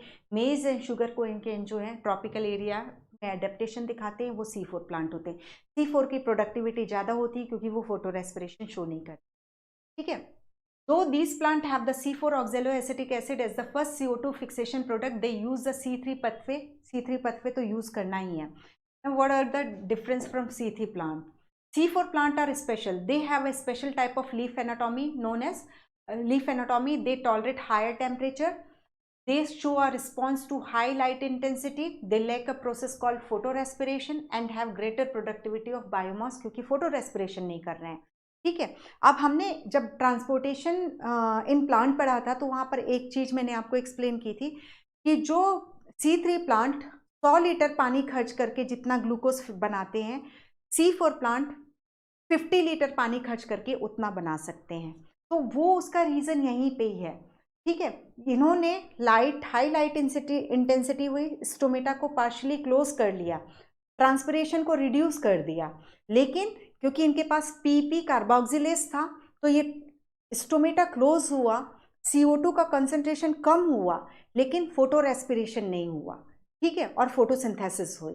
तो यही चीज़ था कि जब पार्शली क्लोज किया उन्होंने स्टोमेटा तो उन्होंने रेट ऑफ ट्रांसपिरेशन को रिड्यूस कर दिया, नहीं तो पूरा खुला रहता 100 लीटर पानी बर्बाद करते। अब पार्शली क्लोज करके उन्होंने 50 लीटर पानी को सेव कर लिया और फोटोसिंथेसिस भी करते रहे। ठीक है, तो they have a special type of leaf anatomy, they tolerate high temperature. C4 plant high temperature tolerate कर लेते हैं, ट्रॉपिकल एरिया में है क्योंकि टेम्परेट एरिया में टेम्परेचर कम होता है। जैसे जैसे हम लैटिट्यूड 0 से ऊपर जाते जाएंगे तो टेम्परेचर जो है पोलर की तरफ जाते जाएंगे, टेम्परेचर रिड्यूस होता जाएगा। ट्रॉपिकल यानी जो इक्वेटर वाला जोन है। They show a response to high light intensity. They like a process called photorespiration. That's why they show greater productivity. Study verticals, ये जो है देखो ये यहीं पर है, ये जो है क्या हो जाएगी, मिडरिब हो गई, और ये जो है that is bundle sheath cell हो गई। ये बंडल शीथ सेल है, ये मिडरिब है, और ये यहाँ पर ये स्पॉन्जी पैरेन्काइमा है, और ये पेलिसेड पैरेन्काइमा है। Bundle sheath is also parenchymatous. So do ठीक है, ये गलत है, ये जो इसको हम एक्सप्लेन कर रहे हैं ये गलत है। ठीक है, दोनों में ही बंडल शीट शो कर रहा है। ठीक है, तो हमने देख लिया है कि वैस्कुलर बंडल के चारों ओर बंडल शीट सेल है, और उसके बाद फिर मेसोफिल सेल्स प्रेजेंट होती हैं C4 प्लांट में, जबकि C3 प्लांट में मेसोफिल सेल्स ही होती हैं और वही सब कुछ करेंगे। Do they have similar cell around the vascular bundle? नहीं, क्योंकि यहाँ पर इस मतलब C4 प्लांट में वैस्कुलर बंडल के चारों ओर बंडल शीट होती है, जबकि C3 प्लांट में नहीं होती। ठीक है, the particularly large cells around the vascular bundle of the C4 plant are called bundle sheath cell, and the leaves which have such anatomy, जिसमें बंडल शीथ मिड रिप के चारों ओर, वेन्स के चारों ओर, प्लस उसके बाद मेसोफिल सेल्स होती हैं, ये क्रेन्स एनाटॉमी कहलाती है। क्रेन्स मीन्स रेथ, एक कवरिंग। ठीक है, और reflection of the arrangement of the cell. Then the bundle sheath cell may form several layers around the vascular bundle. They are characterized by having a large number of, हाँ अब इनकी bundle sheet की characteristic ये question हो सकता है, बहुत सारे क्लोरोप्लास्ट इसमें प्रेजेंट होंगे। Thick wall impervious to gaseous exchange, इसलिए ऑक्सीजन का कोई रोल नहीं, कोई चांस नहीं देंगे, और इसमें इंटरसेलर स्पेस नहीं होगा। ये पॉइंट्स याद रखिएगा। ठीक है, अब ये चीज देख लो, क्रेन्स एनाटॉमी, ये वेस्कुलर बंडल हो गए, ये मेसो बंडल शीट सेल हो गए, और ये पेलिसेड पैरेन्काइमा हो गया। ठीक है, it would be interesting to collect leaf of diverse species. Observe under the microscope, look the presence of bundle sheath would help you identify, मतलब यदि हम कभी भी कोई C3 एंड C4 की लीफ की एनाटॉमी स्टडी करते हैं तो हमें मिड ड्रिप के चारों ओर बंडल शीट दिखाई दी तो समझ लो C4 है, नहीं दिखाई दी तो समझ लो C3 है। इसे जो C4 साइकिल है उसका जो दूसरा नाम है उन्होंने हैच एंड स्लेक ने खोजा था, तो इसको इस नाम से भी हैच एंड स्लेक साइकिल के नाम से भी जाना जाता है। ठीक है, अब ये है देख लो, ये एटमॉस्फेरिक कार्बन डाइऑक्साइड है, फॉस्फोइनॉल पायरुवेट कार्बोक्सिलेस है, फिक्सेशन होगा, ऑक्जेलो एसिटिक एसिड बनेगा जो C4 एसिड है। C4 एसिड फिर मैलिक एसिड में कन्वर्ट होगा। Malic acid bundle sheet cell में, ये मेसोफिल सेल है। ठीक है, ये बंडल शीट सेल है। ठीक है, ये लिखा ही हुआ है, सॉरी, ये बंडल शीट सेल है। मैलिक एसिड ट्रांसपोर्ट कर दिया गया कहाँ, that is bundle sheet cell में, वहाँ पर डी कार्बोक्सिलेशन हुआ मैलिक एसिड का, CO2 रिलीज हुई जो चली गई कैल्विन साइकिल में, और ये जो पायरुविक एसिड बना वो ट्रांसपोर्ट कर दिया गया फिर से मेसोफिल सेल में, जहाँ उसका फॉस्फोराइलेशन हुआ और वो फिर से फॉस्फोइनॉल पायरुविक एसिड में कन्वर्ट होगी। तो ये चीजें हैं। ठीक है, then the primary CO2 acceptor is a 3-carbon molecule phosphoenol pyruvate and is present in the mesophyll cell. PP carboxylase कहाँ एंजाइम प्रेजेंट है, दैट इज मेसोफिल सेल में। ये एंजाइम हम देख लिए। ठीक है, और जबकि रूबिस्को कहाँ प्रेजेंट है, बंडल शीट सेल में। C4 साइकिल में PP कार्बोक्सिलेस मेसोफिल सेल में प्रेजेंट है, और रूबिस्को जो है वो बंडल शीट सेल में प्रेजेंट है। और first stable product C4 cycle में ऑक्जेलो एसिटिक एसिड है, क्योंकि उसमें 4 कार्बन है इसलिए हम इसको C4 साइकिल कहते हैं। ये हम देख चुके हैं सब चीजें। ठीक है, ये वही चीज है जो मैंने आपको पूरा समझाया है, आप इसको जरूर रीड करो एक बार। The bundle sheet cell are rich in an enzyme rubisco, लेकिन बंडल शीट में PP कार्बोक्सिलेस नहीं होगा। PP कार्बोक्सिलेस हमने C4 के मेसोफिल में देखा है। Then basic pathway that result in the formation of sugar, the Calvin pathway is common to C3 and C4 में, दोनों में है। C3 में मेसोफिल में C3 साइकिल ऑपरेट हो रही है, जबकि C4 में बंडल शीथ में C3 साइकिल ऑपरेट होगी।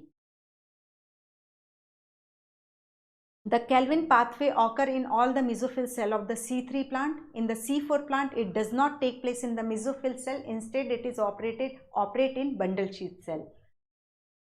और फोटो रेस्पिरेशन हम समझ चुके हैं, ठीक है, कि क्या हुआ कि रुबिस्को का ड्यूअल नेचर है। जब ऑक्सीजन का कंसंट्रेशन ज़्यादा हो जाता है, जब स्टोमेटा पार्शली क्लोज होते हैं, तो स्टोमेटल कैविटी या इंटरसेलुलर स्पेस में ऑक्सीजन का कंसंट्रेशन ज़्यादा हो जाता है, तो जो RUBP एंजाइम है वो ऑक्सीजन के साथ जुड़ करके phosphoglycolic acid, then glycolic acid oxidise होता है पेरोक्सिसोम में, glyoxylic acid then glutamic acid के साथ रिएक्ट करके ग्लाइसिन बनाता है। फिर ग्लाइसिन को माइटोकॉन्ड्रिया में भेज दिया जाता है, जहां वो ब्रेक डाउन होता है सीरिन, अमोनिया एंड कार्बन डाइऑक्साइड। तो माइटोकॉन्ड्रिया से कार्बन डाइऑक्साइड रिलीज होती है। फोटो रेस्पिरेशन एक वेस्टेज है, जिसके कारण प्रोडक्टिविटी डिक्रीज होती है और जिसके कारण C3 प्लांट का बायोमास ज़्यादा नहीं बन पाता है।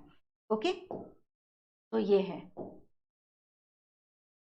इसको आप रीड करिएगा। वही चीज़ें हैं जो मैं आपको बार बार बता रही हूँ। हाँ, यहाँ हम थोड़ा सा जो Rubisco, that is most abundant enzyme in the world, is characterized by the fact that its active site can bind both CO2 and O2. Rubisco has a much greater affinity for CO2 when is ये ratio equal होता है, लेकिन जब oxygen का अधिक हो गया तो वो ऑक्सीजनेस होगा। CO2 अधिक है तो वो कार्बोक्सिलेज एक्टिविटी शो कर रहा है। जब इन दोनों बराबर है तब भी वो कार्बोक्सिलेज शो कर रहा है। जब पार्शियल क्लोजर होता है स्टोमेटा का तो ऑक्सीजन का कंसंट्रेशन बढ़ जाता है, उस केस में वो O2 से जुड़ना, यानी RUBP enzyme oxygenase activity show करता है। ठीक है, यहाँ पर ये चीज़ है। अब फोटो रेस्पिरेशन इस बात पर डिपेंड करता है कि किसका कंसंट्रेशन ज़्यादा है, और नेचर किसका है खराब, RUBP का। खराब नहीं, मतलब ड्यूअल नेचर है उसका। In C3 plant some O2 does bind to rubisco. C3 plant में कुछ O2 जो है रुबिस्को से बाइंड होंगे, और C2 फिक्सेशन जब O2 से बाइंड होंगे तो ऑब्वियसली फोटो रेस्पिरेशन होगा, जिसके कारण प्रोडक्टिविटी डिक्रीज होगी। Here the RUBP, instead of being converted to 2 molecule of PGA, bind with O2 to form 1 molecule of phosphoglycerate and 1 molecule of phosphoglycolate. एक molecule phosphoglyceric acid का बनाएगा, एक molecule फॉस्फोग्लाइकोलिक acid का बनाएगा, और जब ये होता है तो हम इस प्रोसेस को फोटो रेस्पिरेशन कहते हैं।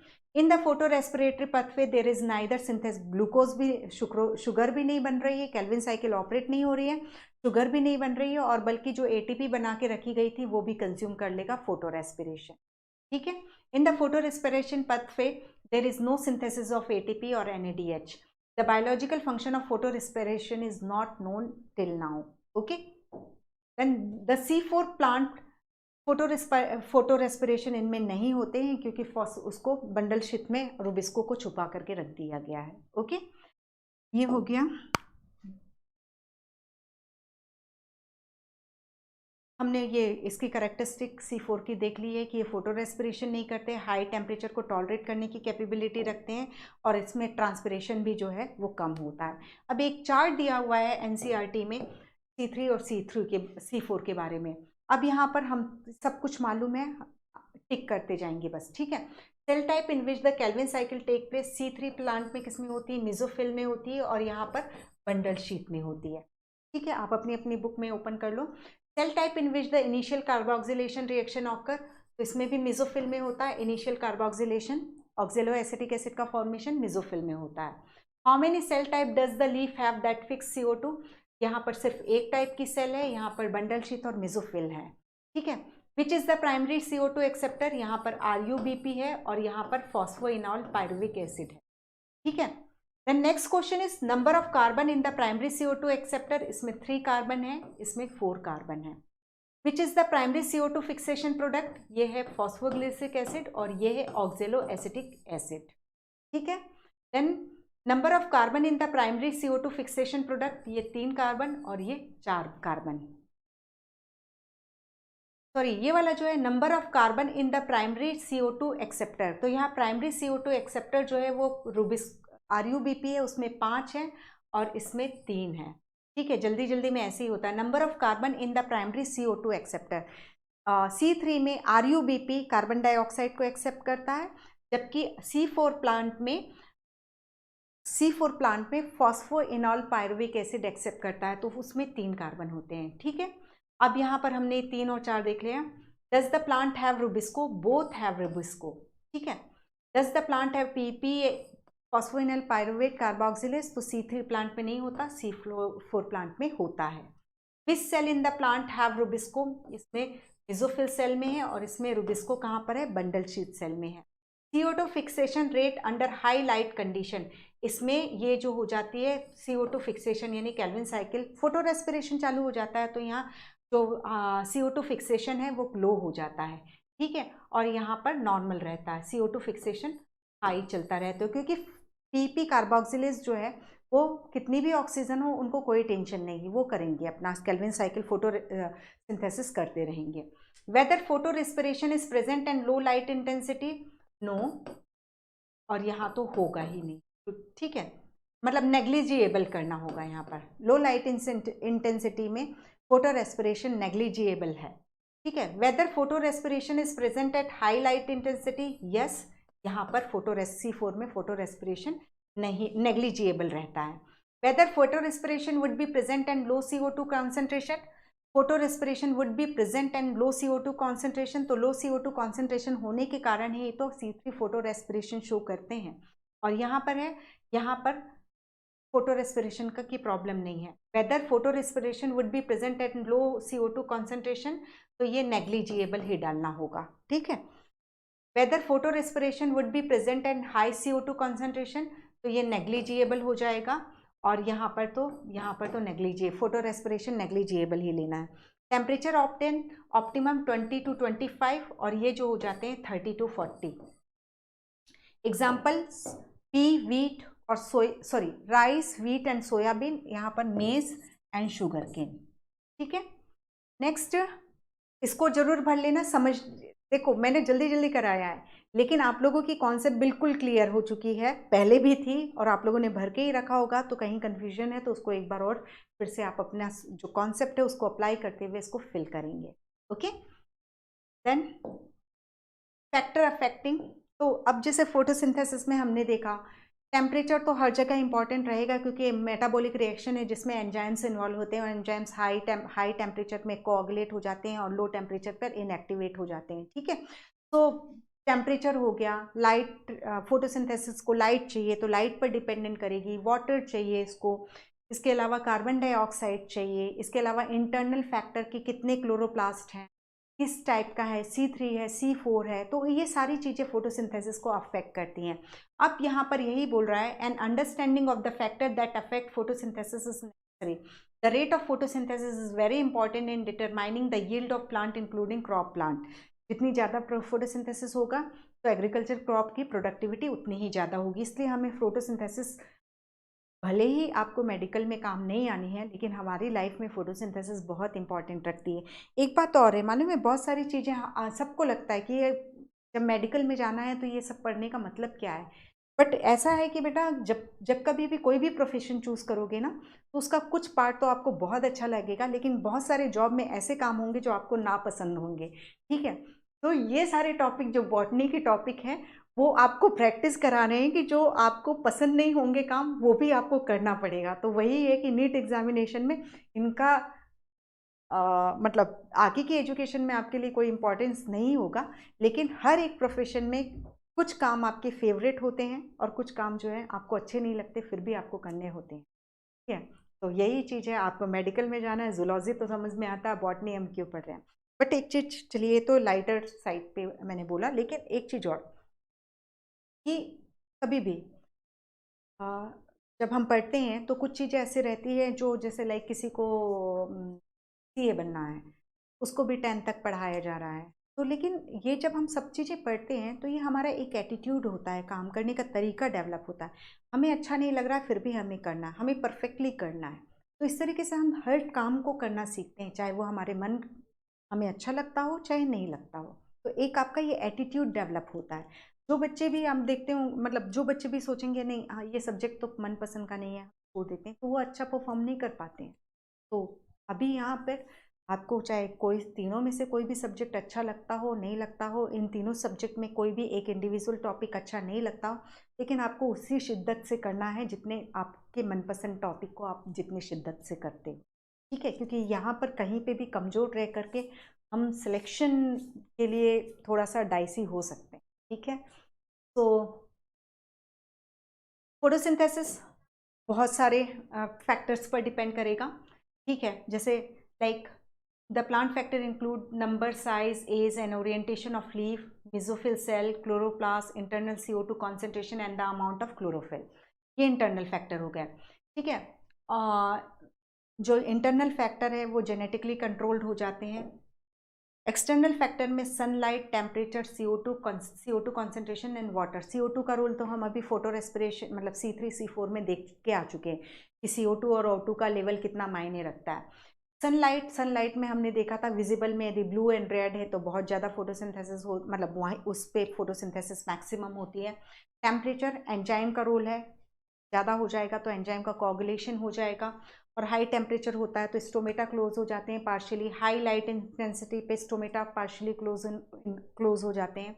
अब यहाँ हम एक एक को भी देखते हैं। यहाँ पर जब कई सारे फैक्टर कंट्रोल करते हैं किसी बायोकेमिकल रिएक्शन को, तो वो रेट ऑफ रिएक्शन उससे डिसाइड होती है जो लीस्ट अमाउंट में प्रेजेंट होता है, ठीक है। यहाँ पे हमने कितनी सारी चीज़ें देखी, तो यहाँ जैसे टेम्परेचर है, वाटर है, कार्बन डाइऑक्साइड है, लाइट इंटेंसिटी है, तो यहाँ पर जो लीस्ट अमाउंट में प्रेजेंट होगा वो रेट ऑफ रिएक्शन को डिसाइड करेगी। तो यही बोल रहा है, hence though several factor interact and simultaneously affect photosynthesis or usually one factor is the major cause or is the one that limit the rate. Hence, at any point, the rate will be determined by the factor available at suboptimal level. सब optimal level जितना होना चाहिए उससे कम हो गया है। बाकी चार चीज़ें ऑप्टिमल लेवल में है, लेकिन एक जो है जितनी रिक्वायरमेंट है उससे कम है, तो वो पूरी रेट ऑफ रिएक्शन, ये नहीं कि चार चीज़ बराबर चल रही हैं तो चलो हम अच्छे से करते जाते हैं, उस एक की कमी के कारण वो धीरे पड़ जाएगी। वैसे ही जैसे तीन सब्जेक्ट आपको बहुत अच्छे, तीन सब्जेक्ट में से दो आपको अच्छे लगते हैं लेकिन एक सब्जेक्ट आपको अच्छा नहीं लगता, तो वो आपके नंबर को कम ला सकता है, okay. So when several factors affect any biochemical process, Blackman law of limiting factor comes into effect. This states the following: if a chemical process के लिए और biochemical दोनों के लिए, if a chemical process is affected by more than one factor, then its rate will be determined by the factor which is nearest to minimal value. ठीक है, जो सबसे कम होगा वो कंट्रोल करेगा। It is the factor which directly affect the process if it's quantity is changed. यदि वो सब ऑप्टिमल लेवल था, हम उसको उसकी वैल्यू को उसके अमाउंट को बढ़ाते जा रहे हैं, तो फिर चार में से जो पहले ऑप्टिमल थे उनमें से कौन कम हो गया इस पर रेगुलेट करेगा, ठीक है। For example, despite the presence of a green leaf and optimum light and CO2 condition, the plant may not photosynthesis if the temperature is very लो। तीन चीज बराबर है, टेम्परेचर कम हो गया तो फोटोसिंथेसिस नहीं हो रही है proper. This leaf if given the optimal temperature will start photosynthesis, को ऑप्टिमल कर दिया तो फोटोसिंथेसिस नॉर्मल हो गई। Light, we need to distinguish between light quality, light की क्वालिटी रेड है और ब्लू में maximum photosynthesis, light intensity, high light intensity, low light intensity, and the duration of exposure to light. While discussing light as a factor that affect, क्या क्या चीज़ depend कर रही है, light quality, light intensity, light duration, ये सभी चीज़ें light के under आ रही हैं। There is a linear relationship between the incident light and CO2 fixation rate at low light intensity. जब हम लो लाइट इंटेंसिटी की बात करते हैं तो जैसे जैसे हम लाइट इंटेंसिटी को बढ़ाते जाएंगे वो बढ़ती जाएगी, लीनियर रिलेशनशिप। इधर फोटोसिंथेसिस की रेट बढ़ रही है और इधर हम ये लाइट इंटेंसिटी बढ़ाते जा रहे हैं, तो ये बढ़ा तो ये यहाँ से यहाँ पहुँच गया, यहाँ इतनी बढ़ाई तो ये फोटोसिंथेसिस यहाँ पे पहुँच गई, इसको यहाँ पे बढ़ाया तो यहाँ तक किया तो फोटोसिंथेसिस यहाँ तक बढ़ गई, तो ये बढ़ती जा रही है, ठीक है, लाइट इंटेंसिटी। लेकिन एक पॉइंट ऐसा आएगा कि ये फिर लाइट इंटेंसिटी बढ़ाने पर वो फोटोसिंथेसिस की रेट जो है इंक्रीज नहीं होगी बल्कि पैरेलल हो जाती है। तो वहाँ पर क्या हुआ, यहाँ तक तो जब तक बढ़ रही थी तब तक लाइट जो है लिमिटिंग फैक्टर के रूप में था, उसके बाद कोई दूसरी चीज जो है वो लिमिटिंग फैक्टर के रूप में हो गई। तो यही चीज बोल रहा है ये कि there is a linear relationship between incident light and CO2 fixation rate at lower light intensity. At higher light intensity, gradually the rate does not show further increase as other factor become limit. ठीक है, लो light intensity से हमने start किया और उसको जब तक optimum में लेके आए लीनियर बढ़ते जा रहे थे. लाइट इंटेंसिटी बढ़ाई, उधर फोटोसिंथेसिस की रेट बढ़ गई. लेकिन जब वो ऑप्टिमम वैल्यू में बढ़ गई तो फिर वो ये फोटोसिंथेसिस की रेट उससे डिसाइड होगी जब जो अब सब ऑप्टिमल लेवल में आ चुका है. ठीक है. What is interesting to note that is that light saturation occur at 10%. 10% light intensity हो गई तो उसके बाद वो सैचुरेशन हो जाएगा, मतलब वो अब लिमिटिंग फैक्टर नहीं है बल्कि कोई दूसरी चीज लिमिटिंग फैक्टर के रूप में हो गई है. Hence except for plant in shade, जो छांव में उगते हैं, और in dense forest light is rarely a limiting factor in nature. किनके लिए लाइट लिमिटिंग फैक्टर हो सकती है? जो शेडी प्लांट है, जो स्कियोफाइट्स हैं और जो डेंस फॉरेस्ट में ग्रो करते हैं, उनके लिए लाइट. अदरवाइज लाइट तो सब जगह सूरज भगवान जी की कृपा है जो हर जगह हमें देखने को मिलती है. ठीक है, तो इन सब चीज़ों के लिए लाइट लिमिटिंग फैक्टर हो सकती है. Increase in incident light beyond a point causes the breakdown. हाँ, अब जब यदि हम लाइट इंटेंसिटी को बहुत ज़्यादा कर देते हैं तो वो क्लोरोफिल का ऑक्सीडेशन कर देती है, जिसे हम सोलराइजेशन के नाम से जानते हैं. ठीक है, और क्लोरोफिल का ऑक्सीडेशन हुआ यानी आपकी फोटोसिंथेसिस तो रुकनी ही रुकनी है. तो हाई लाइट इंटेंसिटी जो है वो फोटोसिंथेसिस को रिड्यूस कर देती है. यही चीज़ बता रहा है जो लीनियर हमने देखा था कि हम लाइट इंटेंसिटी बढ़ाते जा रहे हैं तो यहाँ तक फोटोसिंथेसिस बढ़ती गई. इसके बाद हम यहाँ पे ये बी पॉइंट पर ये लाइट जो है लाइट इंटेंसिटी लिमिटिंग फैक्टर नहीं बची बल्कि कोई दूसरी चीज़. अब लाइट को हम यहाँ पे बढ़ाए भी हैं बट फोटोसिंथेसिस उतनी ही है, रेट ऑफ फोटोसिंथेसिस नहीं बढ़ी.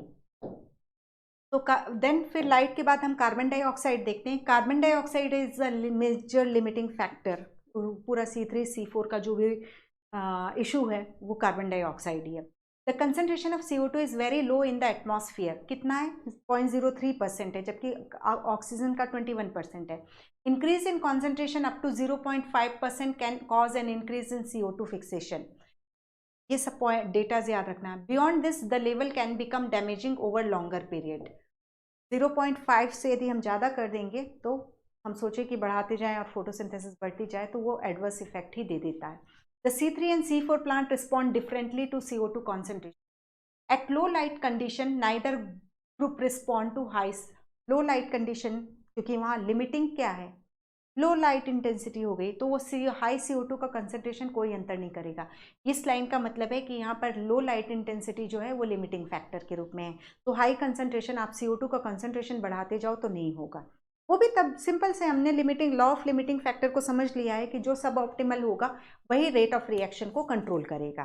तो यहाँ पर अभी यदि लाइट कंडीशन लो है तो वो लिमिटिंग फैक्टर है, ना कि CO2.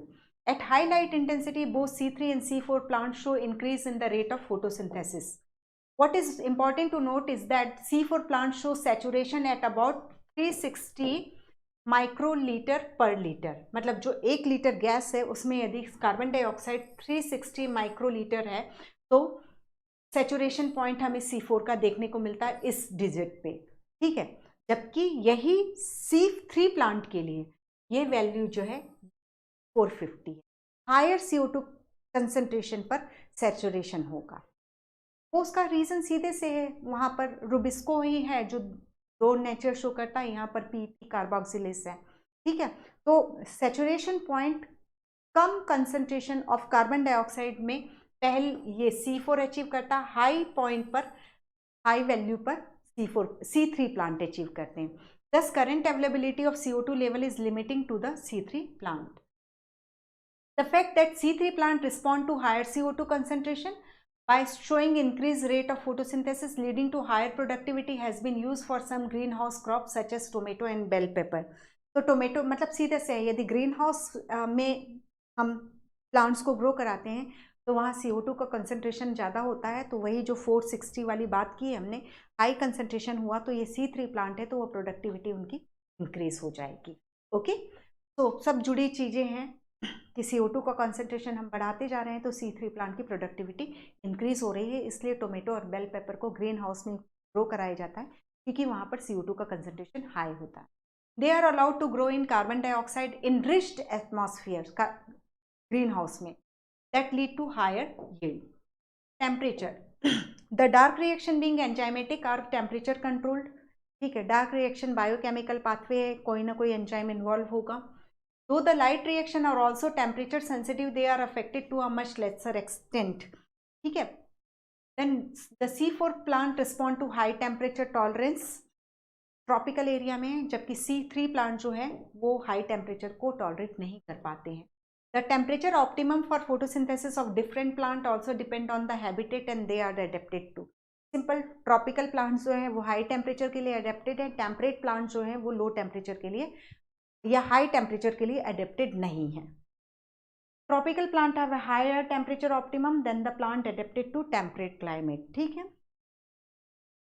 Then water. Even though water is one of the reactant in the light reaction, the effect of water as a factor is more through its effect on the plant rather than directly on photosynthesis. सिर्फ 1% photo जितना भी plant root absorb करती है उसका सिर्फ 1% वो use करते हैं, 99% ट्रांसपिरेशन में निकाल देते हैं, ठीक है. तो वही बोल रहा है कि even though water is one of the reactant in the light reaction, the effect of water as a factor is more through its effect on the plant rather than directly on photosynthesis. Water stress causes the stomata to close, ठीक है. एक्सोऑस्मोसिस हो जाएगा, OP increase हो जाएगा, एक्सोऑस्मोसिस हो जाएगा, stomata close हो जाएंगे. स्टोमेटा क्लोज हो जाएंगे तो कार्बन डाइऑक्साइड कहाँ से आएगी, और कार्बन डाइऑक्साइड नहीं आएगी, फोटोसिंथेसिस नहीं होगी. Beside water stress also make leaf wilt. अब जो वाटर की कमी है तो एक टर्जिड लीफ जो है इस तरीके से है, और यदि वाटर की डेफिशिएंसी हो गई तो वो फ्लैसिड हो जाएगी, या वो मतलब उसका सरफेस एरिया जो है रिड्यूस कर दिया जाएगा.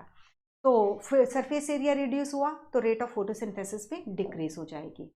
तो ये चीज़ें थी अबाउट एनसीईआरटी का फोटोसिंथेसिस, ठीक है. तो सिंपल वो ग्राफ को फिर, वो चार्ट को फिर से फिल करिए अपनी कॉन्सेप्ट के अकॉर्डिंग. जहाँ पे भी प्रॉब्लम है उसको ज़रूर रेक्टिफाई करके रखिए और डीपीएस सॉल्व करिए, एनसीईआरटी को 5-6 बार. Thank you, take care.